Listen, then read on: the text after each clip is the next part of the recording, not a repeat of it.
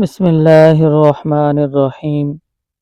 رسول اللہ صلی اللہ علیہ وسلم ایک دن مسجد میں داخل ہوئے تو اچانک آپ کی نظر ایک انصاری پر پڑی جنہیں ابو امامہ رضی اللہ تعالیٰ عنہ کہا جاتا تھا۔ آپ صلی اللہ علیہ وسلم نے ان سے کہا، ابو امامہ، کیا وجہ ہے کہ میں تمہیں نماز کے وقت کے علاوہ بھی مسجد میں بیٹھا دیکھ رہا ہوں؟ انہوں نے عرض کیا، اللہ کے رسول، غموں اور قرضوں نے مجھے گھیر لیا ہے۔ آپ صلی اللہ علیہ وسلم نے فرمایا، کیا میں تمہیں ایسے کلمات نہ سکھاؤں کہ جب تم انہیں کہو تو اللہ تم سے تمہارے غم، غلط اور قرض ادا کر دے؟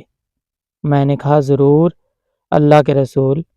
آپ صلی اللہ علیہ وسلم نے فرمایا، صبح و شام یہ کہا کرو، اللہم انی اعوذ بک من الہم والحزن واعوذ بک من العجز والکسل واعوذ بک من الجبن والبخل واعوذ بک من غلبۃ الدین وقہر الرجال۔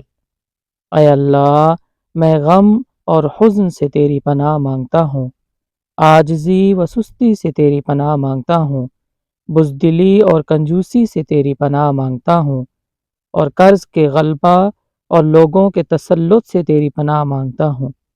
ابو امامہ رضی اللہ تعالیٰ عنہ کہتے ہیں، میں نے یہ پڑھنا شروع کیا تو اللہ نے میرا غم دور کر دیا اور میرا قرض ادا کر دیا۔